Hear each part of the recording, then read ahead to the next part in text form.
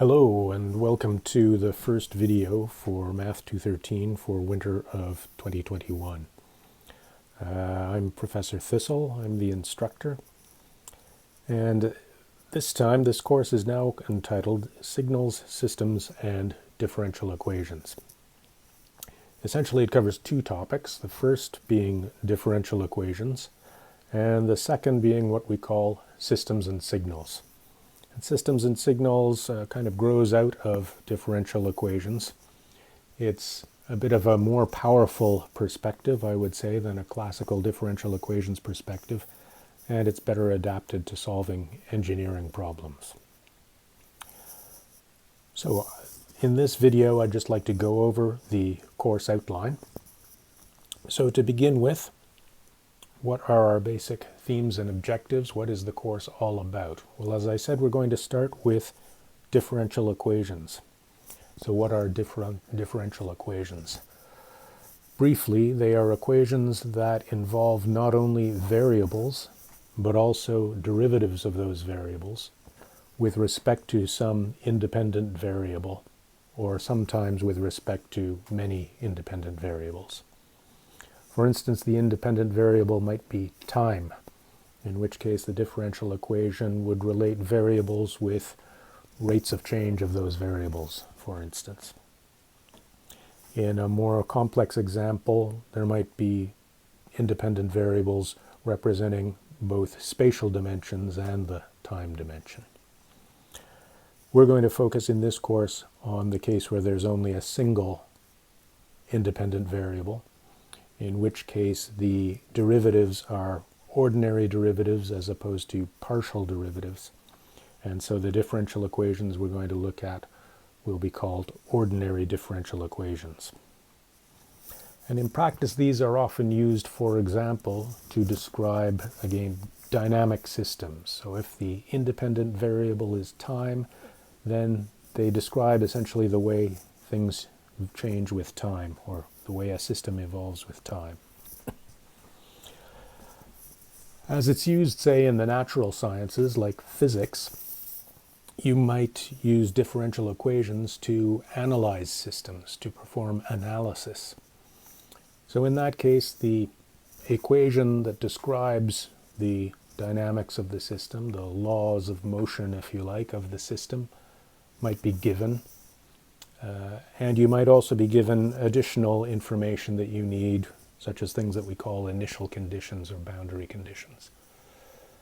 And then it would simply be a matter of solving the differential equation in order to analyze the system and understand how it's going to behave.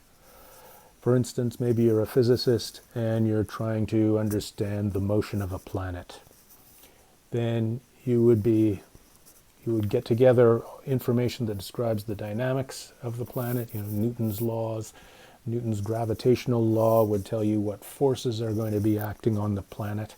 And then you would solve the differential equations in order to find what the motion of the planet is. And that's the sort of thing that differential equations are useful for. But in engineering, often we want to do more than analysis. Often we want to do synthesis. So suppose that instead of a planet, you're designing a spaceship. And you don't just want to find out how the spaceship behaves when specific forces are applied to it, but you might know how you want it to behave. You might want it to follow a certain kind of trajectory, and you might wish to find out exactly what kinds of forces you need to apply to the spaceship in order to get it to follow that trajectory. That, if you like, is what a mathematician might call a bit more of an inverse problem. It's a bit more of a sophisticated problem than those analysis problems. And that's what this different perspective that we call signals and systems is useful for. So we'll start with the more basic problem, really, of solving differential equations. And then we'll move to this signals and systems perspective, this different setting, which is more useful for engineering. We're going to focus on a particular class of differential equations. So after a more general introduction that will sort of explain what differential equations are all about and what different forms they come in and how they arise, After that, we'll focus on a particular class of differential equations, which is really the only class for which there's a really comprehensive theory that lets you solve them. These are called ordinary linear differential equations with constant coefficients. And we'll see the exact definition before too long. We'll also, when we get to the systems and signals part of the course, cover an analogous class of systems, which we would call linear time invariant systems. So we'll be looking at a specific class of differential equations and a specific class of dynamic systems. And these are essentially the classes that are easy to analyze and for which it's easy to solve synthesis problems as well.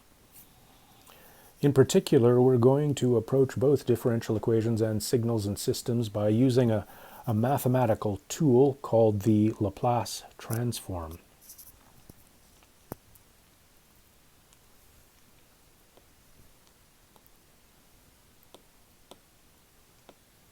Now, the Laplace transform is something that you can think of as transforming your problem from, say, the time domain, if your independent variable is time, to an abstract frequency domain. And this frequency domain is, as I say, somewhat abstract, but we'll see that it greatly simplifies the problems we're trying to solve. In particular, what is a differential equation in the time domain will turn out just to be an algebraic equation in the frequency domain. So we'll transform from the time domain to the frequency domain, solve our equation, which is now just an algebraic equation, and then we'll transform the solution back to the time domain. And that is a powerful, elegant, and general way of solving the differential equations that we'll be looking at. And that approach will lead seamlessly, if you like, into our work on systems and signals, which will also be based on frequency domain tools like the Laplace transform. So in a nutshell, this course is an introduction to all those tools. And these tools, again, are used in many fields, natural sciences like physics and chemistry, biology, and so on, engineering, and other areas like economics, for instance. So they're very basic tools. In particular, this course will prepare you for SE 380, which is your introduction to control systems and the science of feedback. And it would also be useful to anyone who is interested in studying some communications engineering, for instance. Or for that matter, for anyone who wants to go on and take a course in scientific computing. In particular, some of the frequency domain approaches, such as the Fourier transform that we'll be looking at the end of the course, are key subjects in introductory courses on scientific computation. Okay. So, the prerequisite, the one prerequisite for the course is Calculus 2 for engineering, Math 119. I am the course instructor, as you see. I won't give my other contact information other than my email address, but actually the best way to get in touch with me in connection with the course will be through Piazza. You'll probably get a much shorter response time if you contact me via Piazza. The teaching assistant is Roland D'Souza. He's an ideal teaching assistant for this course because he did his bachelor's degree in software engineering at Waterloo, but he's doing his PhD in automatic control in ECE right now. There isn't really a textbook. I've posted my lecture notes online, and the intention is that those should be sufficient as a text. For those who would like to have additional material, well, actually, any standard introductory textbooks on differential equations or on signals and systems should do, because the material that we're looking at is all pretty standard and pretty mature. However, if you want a specific recommendation, another reference for signals and systems would be this book that's available free of charge by C.T. Chen. Okay. When I say that the material is all very standard, I should perhaps qualify that a little bit. As I said, we're going to look at the Laplace transform approach to differential equations.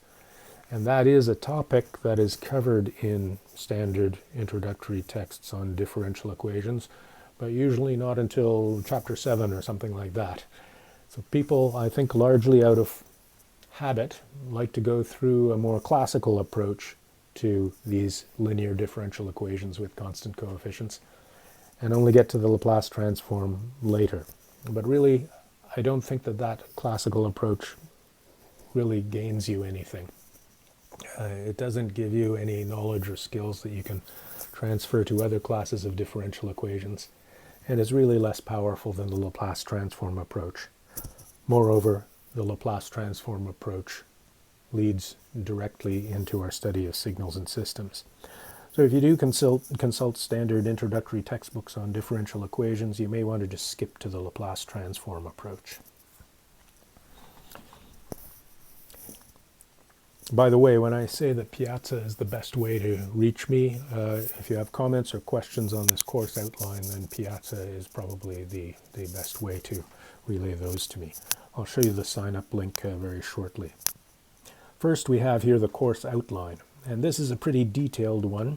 It's a sort of schedule for the whole course, covering not only the topics to be covered in lectures, but also due dates for the respective assignments, and also the sections of the reference by C.T. Chen for those who want to use that book that cover the same material. Okay. So as I said, we're going to start with an introduction to differential equations. That will give you an idea of the way they arise. Also show some examples of their solution, and in fact I'll look at differential equations, some differential equations that lie beyond the scope of this course, just so you don't get too narrow a view of what differential equations are all about. But then we'll focus on this particular class of linear differential equations with constant coefficients. Okay. And there's a key concept there that has to do with exponential functions. Turns out that these differential equations are particularly simple to solve when all the functions involved are exponentials. So we'll see that, and in fact that motivates essentially the use of the Laplace transform, because you can think of the Laplace transform essentially as a way of decomposing a given function into an infinite weighted sum of exponential functions. So we'll bring in the Laplace transform. We'll look at a number of examples of it. The transforms of the usual functions that we'll be looking at will have a particular form, namely that of so-called rational functions, which are effectively ratios of polynomials. And given those examples and a few observations about rational functions, we'll be able to list a number of properties of these Laplace transforms. So these will help us do our work in this abstract frequency domain, where we really just have to work with algebraic equations. And then we can transform back to the time domain to get solutions to our original differential equations. So this week 4, by week 4, we'll really be into the application of Laplace transforms to differential equations. This will lead along the way to a key concept underlying the signals and systems approach, which is the distinction between the so-called zero state and zero input responses of systems. Reading week comes up after week 5. That's right around the time when we're switching from differential equations to signals and systems. So I'm planning to hold the midterm in the week right after reading week. Okay.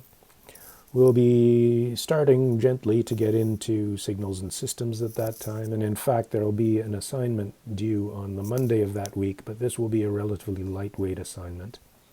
So I'm going to hold the midterm in that week, after reading week. It will be a 2-hour online exam, and there'll be a 48-hour window in which to take it. And then after reading week and the midterm, we will be going into the signals and systems part of the course. So we'll be again applying the Laplace transform, because we'll see that the analysis of these dynamic systems that have these properties of linearity and time invariance is much simpler in the frequency domain. And in fact, we'll go beyond the use of the Laplace transform in the frequency domain, and we'll talk about things such as the so-called frequency response of systems and some other frequency domain tools like Fourier series and Fourier transforms. And these tools as well, Fourier series and Fourier transforms, they're things that are applied in many other fields, like physics, for instance, and they're important topics in scientific computing. And I've reserved the last week, which is a shortened week, for a little bit of summary and review. Now, I can't guarantee that we'll be able to stick exactly to this schedule, but I will do my best to do so. So that should make it easier for people to see where we are in the course, what the deliverables are, and so on. The assignments will be graded. They won't be worth a whole lot. We'll get into the grading scheme on this next page. So first of all, the main source of information for the course will be the Learn site. So I'll post lecture notes. The lecture notes, again, assignments and assignment solutions will all be on Learn. In fact, the lecture notes are there already. And when the time comes, I'll post old exams and their solutions there. I've already mentioned Piazza. Here's the sign-up link for the Piazza site. So again, that's the best place to post comments or questions about the course. Assignments. The assignments are all listed on the course outline given on the previous page, and they're numbered, and generally assignment number N is going to cover the lecture material of week N. The exceptions, as I see right now, will only be assignment number 9, which will cover material from both weeks 9 and 10. But week 9 is a shortened week because of some extra days off that the university has decided on. And also assignment 10, which will just cover the material of week 11, which is another shortened week because of Good Friday. The submission deadlines have been sort of coordinated among all the instructors that you have this term. So the deadlines for this course will be Mondays at 11:59 p.m. And the assignments will be assigned a week prior to these deadlines. And they'll be handed in using a Learn Dropbox. As I said, the midterm will be held in the week of February 22nd to 26th, and it will be online. And it's going to cover the material of weeks 1 through 4, which is essentially the bulk of the differential equations content. It'll be a 2-hour online exam, and there'll be a 48-hour window in which to complete it. And once again, the assignment that I give you for the Monday of that week will be a pretty lightweight one. And the final exam will be held online during the examination period. And according to regulations, it will cover the entire course. But obviously, I'll have to focus a bit more on the latter part of the course, which is the systems and signals part. Grading scheme is a relatively typical one. The final will be 55%, the midterm 30%, and the assignments 15%.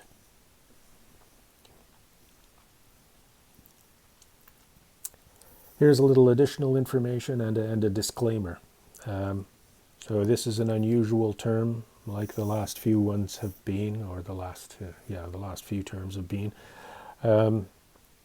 So this information is somewhat subject to change. it may be necessary for me to make some slight modifications, but I will certainly give you clear notice if I need to do so. I will make every effort to stick to the outline as closely as I can.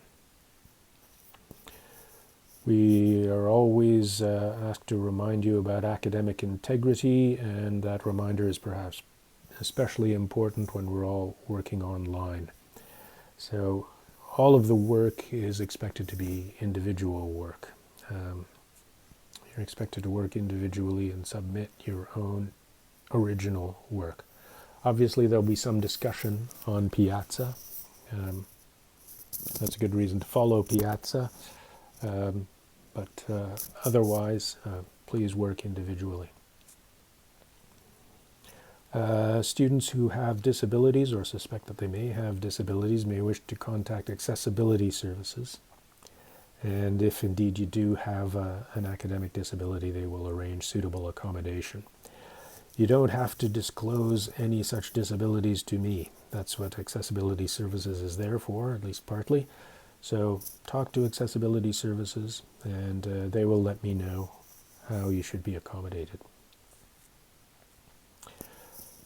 There's also a lot of support for people who feel they need it from the point of view of wellness.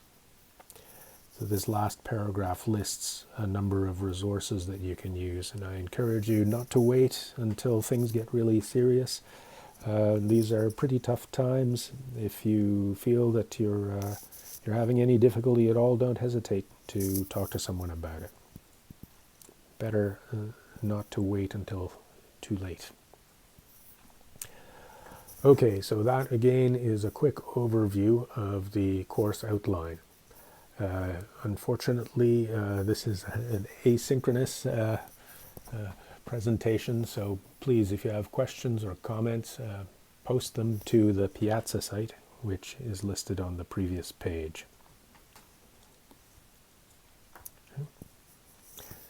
And in the next video, we'll be getting into the introduction to differential equations. So we'll start to look at some relatively simple examples of differential equations. See you in the next video.